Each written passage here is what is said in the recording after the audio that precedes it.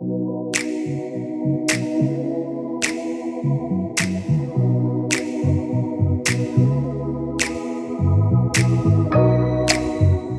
tal, Víctor? Com estàs? Molt bé, com estàs? Bé, gràcies.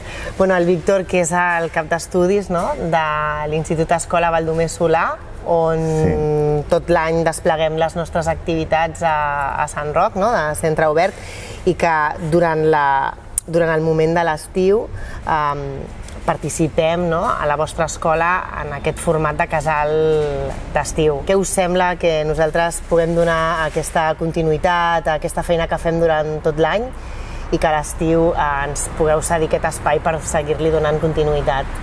Per nosaltres, que estigui al casal, que faci la seva activitat al centre, doncs és una cosa que valorem molt.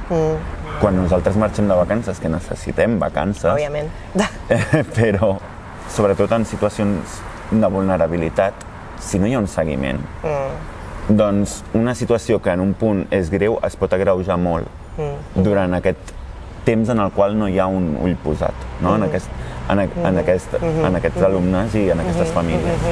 Llavors, poder tenir com aquest seguiment és una cosa que ajuda. Per nosaltres és molt important perquè al final el lema del casal, o un dels lemes del casal, és obert per vacances, perquè per nosaltres és important que aquests infants estiguin coberts, sobretot que continuïn la seva cobertura de necessitats bàsiques. Tal com està la situació, no tots els infants tenen accés o poden tenir accés al lleure educatiu de qualitat.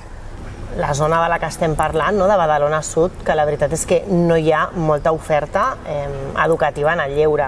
Com el casal d'estiu dona l'oportunitat a aquests infants de viure experiències de les que habitualment no en fan ús amb les seves famílies. Per exemple, les sortides culturals... Clar, i quan les colònies sobretot estan en un entorn natural, jo recordo anys que he estat de voluntari al casal, anar a les colònies, per ells és com un espai molt diferent. Molt diferent. El que tenen aquí al barri, i que poques vegades hi van.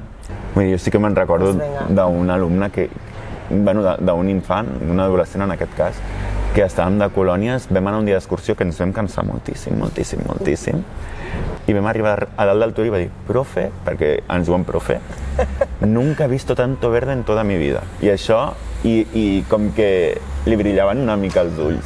I això a mi em va emocionar, me'n recordo.